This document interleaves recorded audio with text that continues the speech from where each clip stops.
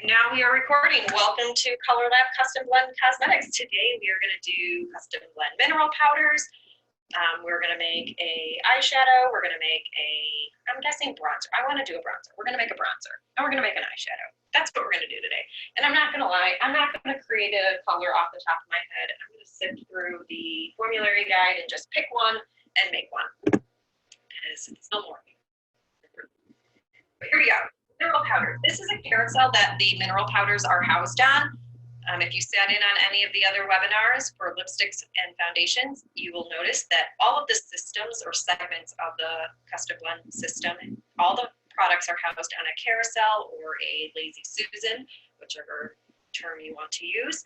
So for this carousel, you're going to have your taller mineral powders at the bottom. Those are typically your toners. And then the top for the smaller jars are your additive powders along with your base powders. Now you can order them in the larger size, or you can order them in these smaller size jars that you see on the screen here. So they do come in two sizes when ordering. So what can you make with our mineral powders? You can make mineral powder foundation, mineral bronzers, blushes, and eyeshadows. When mixing, you want to make sure that you're pressing your palette knife down onto the product and mixing in circular motions to be sure that all the powder is mixed thoroughly. And this is like a good stress point. You have to remember to do this. When I turn my camera on, I'm making an eyeshadow that contains onyx, which is a black mineral powder, so that you can see what happens if you don't thoroughly mix. If you don't thoroughly mix your powders and you go and put your eyeshadow on or your foundation or your bronzer, if you didn't fully blend all of those powders together, you're going to see streak marks on your face because you're going to see those powders that has not been blended with the other powders. So it's so important that you really thoroughly mix your powders when creating, especially bronzers and face powders. So the bases that the mineral powders come in, we have light, medium, and dark. Light has a yellow undertone, medium has a pinky peach undertone, and the dark has a mahogany red-brown undertone. You can then mix either of these together to create shades in between. We also have color toners that are suggested for foundation colors. So we have amber, which will neutralize purple tones. Jade will neutralize red. Sunstone adds warmth and brightens a color. Tiger's eye warms and darkens a color. The toners are great for example, if you have a client who has rosacea or really red pink undertones, you may want to add a little bit of jade to their mineral powder to help neutralize that green, or the green will help neutralize the red cast in their skin. We also have modifiers that you can add to your foundation. So you have translucent modifier. This is going to create a more sheer coverage. So if you're looking for a sheer coverage powder, you would add translucent modifier to your formula. Just so you know, all of the mineral powders are at about a medium coverage, and they already come with an SPF of between 14 and 24. So our powders do have SPF additives in them. We have coverage intensifier. That's going to increase the coverage, but it's also going to increase your sun protection because the coverage intensifier also has SPF in it. Sunlight Gold is going to add a golden iridescence to your formula. Moonlight Pearl is going to add more of a pearl iridescence. And then if you really wanted to kick up your SPF, you can even add more SPF amplifier and increase that SPF coverage by between 4 to 8. So for example, if you're starting with the lighter shade, so the lighter mineral powders have the lower SPF, which would be around 14. Our darker powders are higher in SPF, which would be the 24. So let's say you're using light and you want to boost that SPF 14 to an SPF of 20, you would add 3 scoops or 2 to 3 scoops of your SPF amplifier. So you can up that SPF. We also have active powders. Think of these as additives or correctors. So we have balancing complex. This is going to help with oil control. So if you have a client who has oily skin, you can create a mineral powder that will help control that oil by adding the balancing complex. We have eye brightening complex. This is going to help reduce dark circles, firming complex. This is going to help improve firmness and elasticity in the skin. So this would be for your maturing clients. The lightening complex is also going to reduce dark circles. Moisturizing complex will actually put moisture in your powder without making it cakey. So it's going to hydrate and moisturize the skin. Flawless finish is going to create a soft focus. So this is a great powder if you're doing photography and you want to have that really soft complexion. You would add the flawless finish. And then we have frosts and foils. There are plenty of colors to increase the shine and shimmer. The frosts and foils are also what we use when we're making lipsticks and lip glosses. So those powders can be used in the mineral powder line as well. Color toners. Again, we have agate. This is going to cool or darken the shade. Tourmaline will neutralize green casts. Amethysts will neutralize yellow cast. Rose quartz is a cool color and it's going to help add a pink cast to your formula. Lapis is going to neutralize orange. Onyx will darken a color. Alabaster is going to lighten a color, and rubellite will add a red cast to your colors. So mineral powder foundation or loose powder. First, you need to choose your base foundation. So whether it's light, medium, or dark, or if you're kind of in between, you can mix half and half of either one of these. Then you need to choose a toner or adjuster if needed. So just a recap on your toners and adjusters. Amber will neutralize purple. Jade neutralizes red. Sunstone is going to warm or brighten a color. Tiger's eye is going to add warmth but darken the color. Agate will cool or darken the shade. Tourmaline will neutralize green casts. Amethyst will neutralize yellow casts. Rose quartz is going to cool the color and add a pink cast. Lapis is going to neutralize an orange cast. Onyx will darken a color. Alabaster is going to lighten a color, and rubellite will add a red cast. We also have color adjusters. These are matte red, matte yellow, matte blue, matte black, and matte dark blue. And then your modifiers. If you need to add a modifier or an active powder or even your frosts and foils, you can do that. So our modifiers, again, translucent modifier is going to help create more sheer of a coverage. Coverage enhancer is going to increase the coverage and sun protection. Sunlight gold is going to add a golden iridescence. Moonlight pearl will add a pearl iridescence. These two are really good for bronzers and highlighters. And then again, you can always boost your SPF by adding SPF amplifier, and that's going to increase the SPF by 4 to 8. Again, our powders are between 14 and 24 in SPF. Your active powders, balancing complex, again, it's going to help control oil. Eye brightener complex or eye brightening complex reduces dark circles. Firming complex improves firmness and elasticity. Lightening complex reduces dark circles. Moisturizing complex hydrates and moisturizes. And your flawless finish creates that soft, focused look. Now you need to choose your container size. So depending on what size container will determine how much product you're actually going to mix. So 4 teaspoons of powder is going to fill a 10-gram package. For active powders, you're going to add an eighth of a teaspoon. You want to choose a base and determine your coverage, whether it's sheer, medium, or full, and then add the modifier as needed. You'll choose an active powder. You can add up to an eighth of a teaspoon for each powder. Once the mixture has been configured, you're going to blend with your palette knife and then place it into its container. For bronzers, you can choose between a 3-gram container, a 5-gram, or a 10-gram. Again, the 10-gram holds 4 teaspoons of powder. Your 5-gram jar will hold 2 teaspoons, and your 3-gram jar will add 1.5 teaspoons. So the 10-gram, that's a large powder container. That's typically for foundations. You could also use that for bronzers. I feel people don't use as much bronzer as they do their powdered foundation. So I typically will put my bronzers in either the 5-gram. I don't really use the 3-gram, but 5-gram is what I typically do bronzers in. And then you're going to choose your base, whether it's light, medium, dark. Choose your color enhancer, whether it's tiger's eye or agate. Choose your choice of luminescence, whether it is the sunlight gold or the moonlight gold. Choose an active powder if needed. Again, you can add 1/8 of a teaspoon for each of those active powders. And then you'll mix those thoroughly and then place them into their container. For blushes, again, you can choose between the container size. I typically do a 5-gram jar, which holds about 2 teaspoons of powder. You're going to choose your color, decide on your level of coverage for that blush, and then mix thoroughly.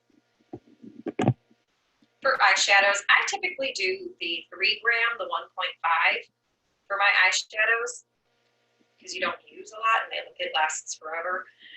You're going to add 2 tiny scoops of any of your active powders, such as eye brightening complex, firming complex, or moisturizing complex, again, because these powders are going to be around the eye. So you definitely want to, especially for your maturing clients, why not help with elasticity and add that firming complex. Decide on a color. If creating a matte color, strictly use mineral powder system. If creating a luminescence color, then you're going to want to use the frosted foils from the lipstick line. And then you'll choose your colors, frosts, and foils that you want to mix together. Place them on your palette paper using your correct measurement guides based on the size of the jar you're putting it in. You're then going to mix your product together and then place it into the appropriate container. So I'm going to flip my camera on and we are going to make some makeup. So for more information on Colorlab, you'll have Ms. Rhonda contact Emily, your account executive, and then for future webinars, you would contact myself. So let me know when you guys can see my workstation, and probably only see a white piece of paper, or now you'll probably see a calibrator board for Colorlab. All right, so this is the calibrator board. We use this when making lipsticks and lip glosses, but I'm going to place a palette sheet, and the palette sheet is a piece of, let me grab it so you can see what I'm using.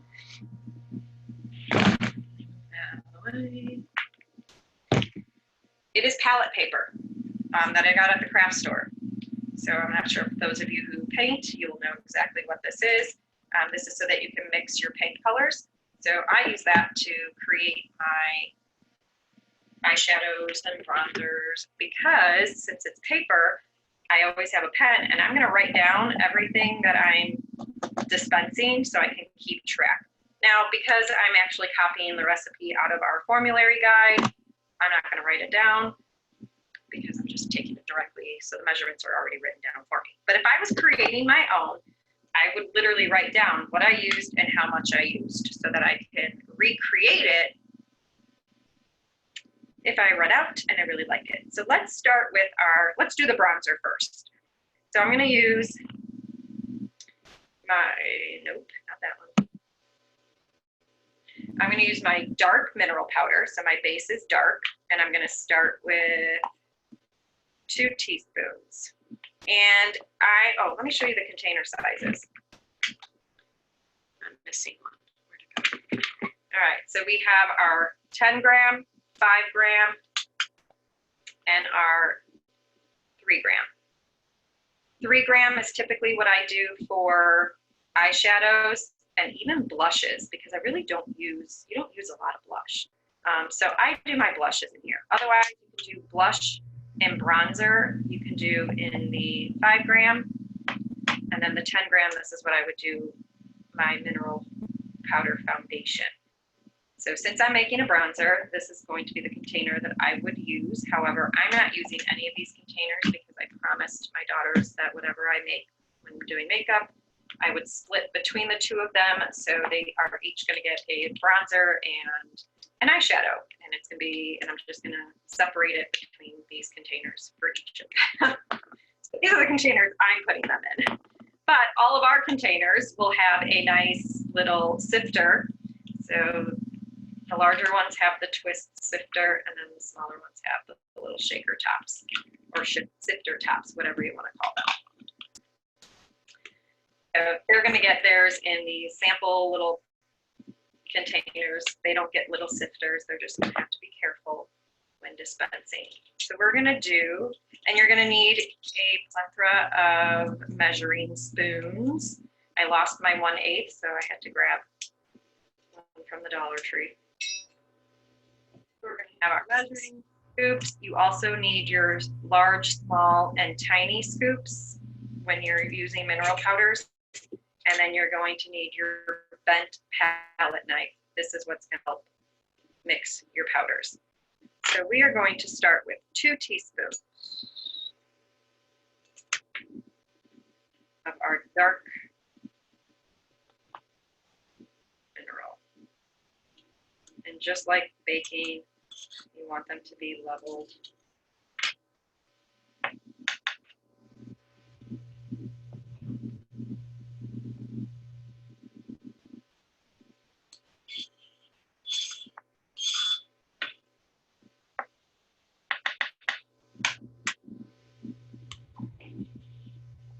Since this is a bronzer, I'm going to add some sunlight gold, which is going to create a golden luminescence. So I'm going to do 1 3/4 teaspoon. Just wipe that excess powder off.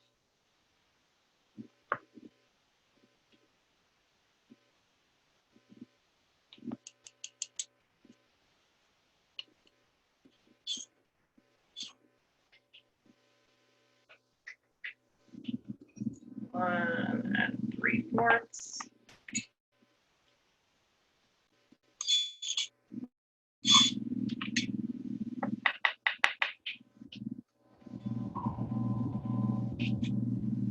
We're going to add 2 tiny of sunstone to add some warmth.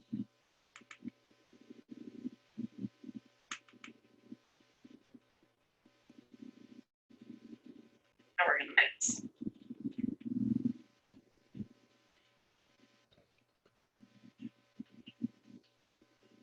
We're going to mix all of our powder together. And I just first go in and kind of just fold my color in.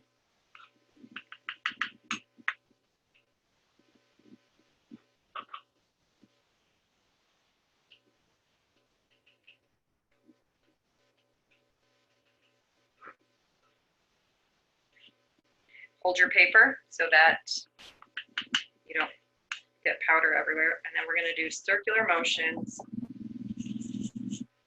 I want to show you really quick. If you were to flatten this all out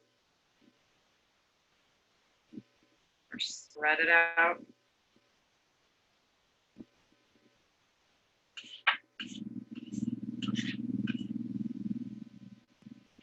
I'm going to try to bring this closer to the camera so you can see it. You should see some light and dark streaks, especially like right here. That's what I meant by, if we were to just say, oh, this is good, I mixed this, I'm going to throw this in a container. When they go to put their bronzer on, they're going to have streaky look to their complexion because the powder was not fully blended. So you really want to make sure that you are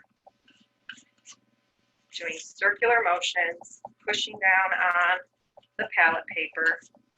If you need to, you can like separate your powder and then just do smaller sections. And then once each of the sections are blended, you can then blend each of those piles together if that's easier for you when you're making your eyeshadows or your powders, blushes, foundations. And what you do is you just continue to do circular motions, and then you just flatten it out, spread it out. If you see like there's a pink streak right there, so I know that's from my amber powder. So I gotta make sure I get all of that blended. I don't want to see any pink, red, whatever color you want to call it. And you just continuously do circular motions until your powder is fully blended, and when you no longer see streaks,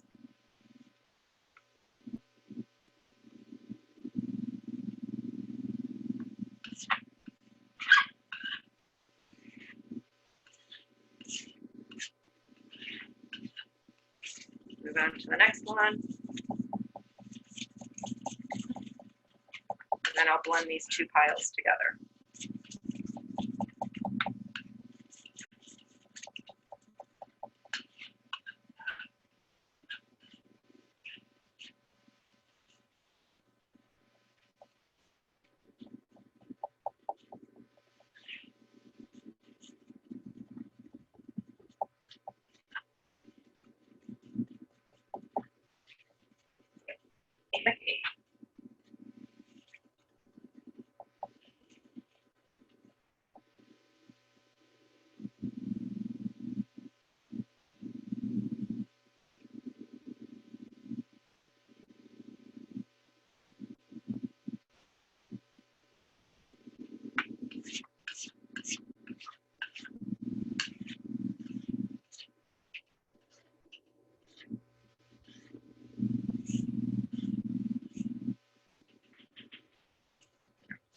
These two together.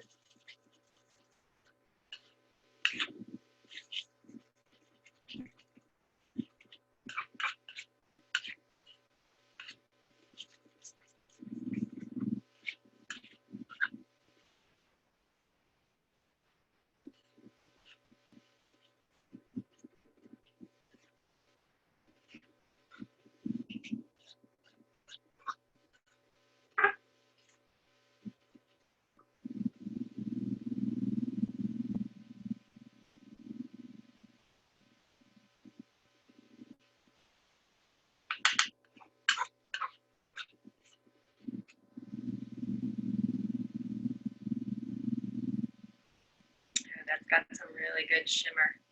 I like that. I would even use that as an eyeshadow, to be quite honest. I might. All right, so now I'm going to package it. So I'm going to show you how you package, whether it is in the larger containers or smaller containers, or even in my little sample containers. The filling of the containers is the same. So we're going to open up your container. You're going to use your bent palette knife, and you're going to scoop, and you're going to fill.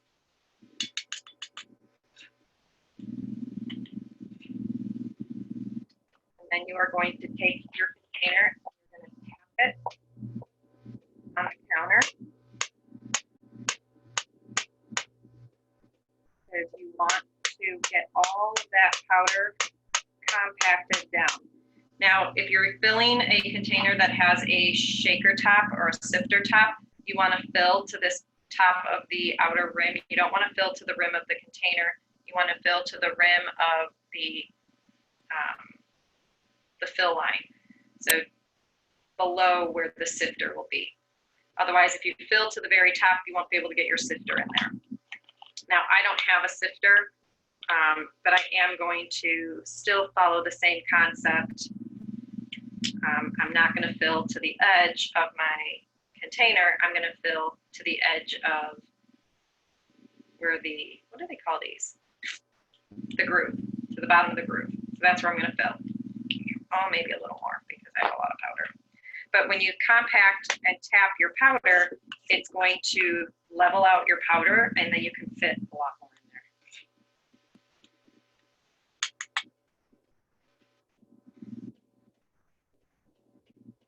in there. I filled that almost to the top, but as I'm packing it down,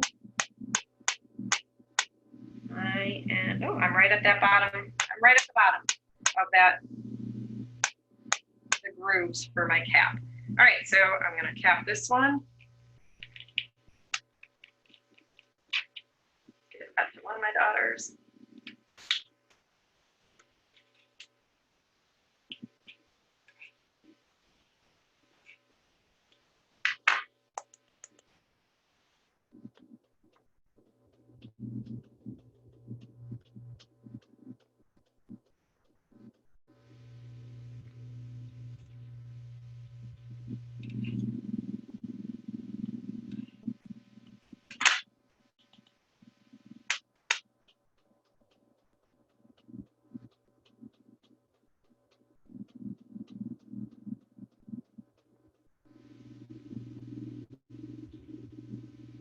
I'll go grab another container and I'll make some for myself. So we're going to move this out of the way, and now we're going to make an eyeshadow.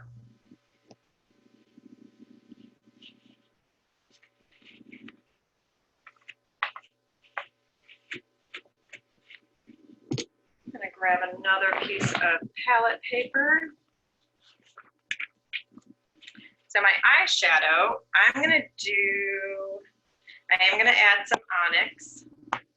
Because again, I want to make an eyeshadow where you guys can see like a dark and a light powders being mixed on camera. What is this? Sunlight Gold, we'll add this too. All right, so we're going to start with a medium base, and I'm going to do 1 1/8 teaspoon, and that would hopefully fill both of those little jars for my kiddos.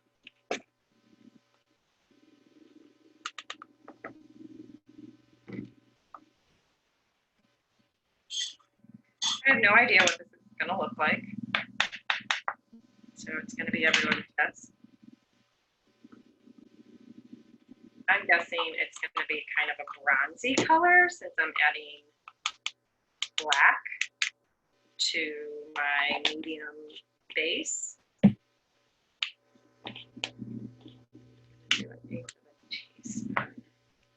I just grab a paper towel just to get the excess dust off of the scoop before I place it into a new powder.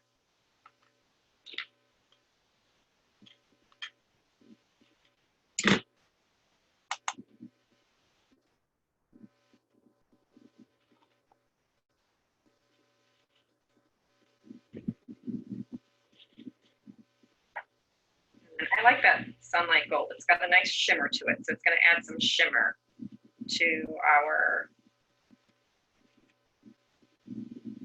eyeshadow.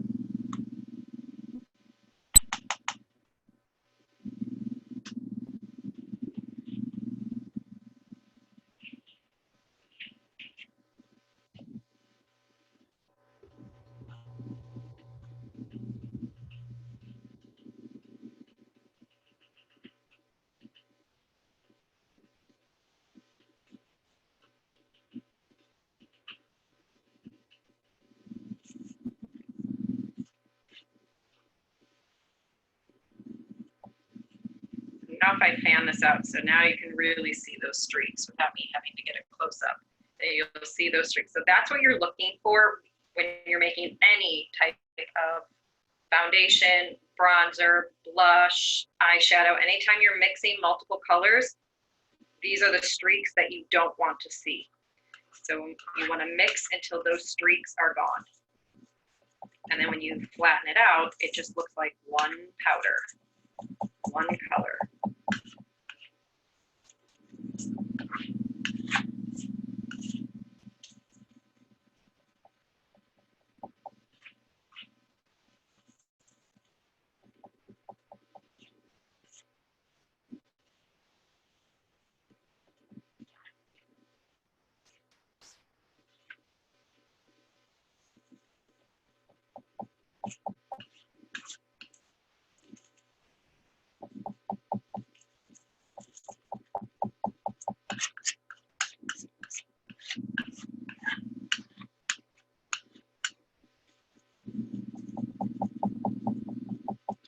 Mix, mix, mix, mix, mix.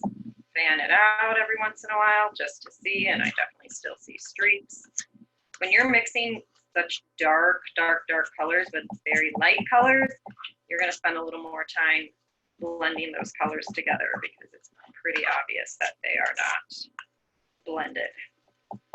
If they're similar in shades, it's harder to see those streaks, but it's also not as noticeable on the skin either.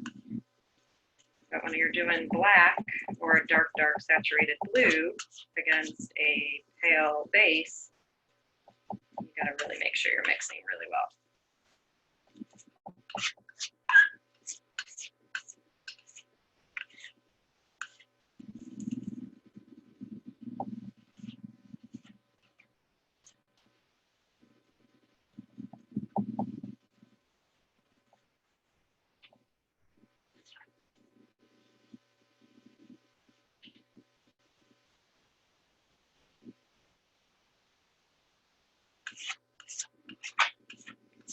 Still got a ways to go. So I don't think you guys use Colorlab in your schools. So with Colorlab, you can either do custom blending, which is what I'm doing, or we have ready to wear. So it's makeup that's already been created in palettes, and you don't have to actually make anything. Custom blending, in my opinion, that was a lot of fun.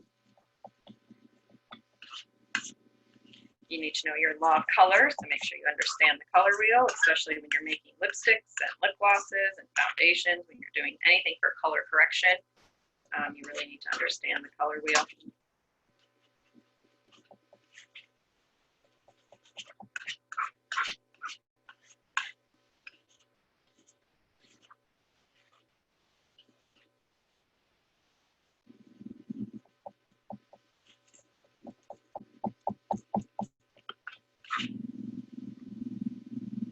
I think we're there.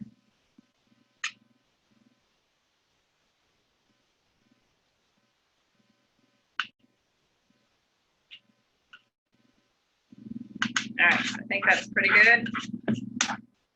I actually like this color. It's kind of like a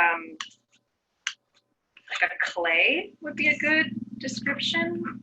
It's not a warm clay, so definitely not like a terracotta, but like, I don't know, like just a nice taupey gray. Like that. That would be good for like adding this to a smoky eye. Like you put this in your crease and then add some browns and blacks for your smoky effect. That's what I think this would be a good color for. This is a good neutral for that. All right, so let's package up our eyeshadow. So same thing.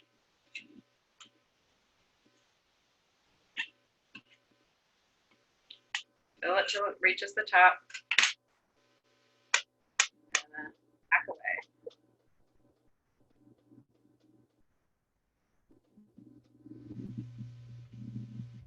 Should keep the eagle for both children. He's old.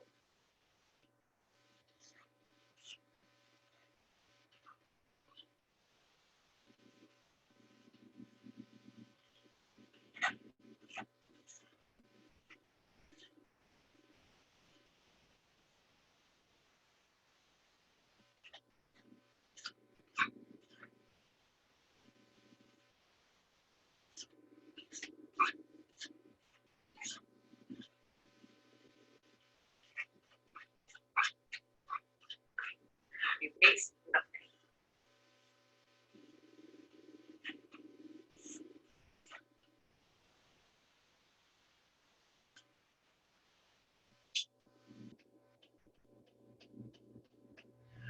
One kid's going to be unhappy. Please hold. There we go. All right, we're going to pat these down. All of this will fit in this one container. So the amount that I mixed, this was about this was 1.5, roughly 1.5 teaspoons. So that will fit all in this container with this shaker top. So there you have it. So we've got eyeshadow, we've got bronzer. So key is to just mix, mix, mix until you don't see any streaks on your powder on your palette before placing it into your container. And then when you're placing it into the container, make sure that you're packing it down by tapping, lifting, and dropping very gently your container onto the countertop so that it can pack down the powder into its container. Any questions?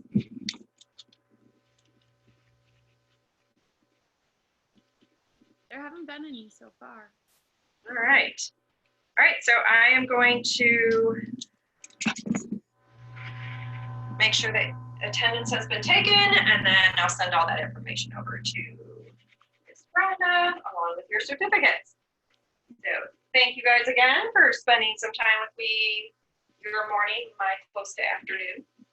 So thank you guys so much. Enjoy the rest of your day. Bye, everyone. Bye-bye.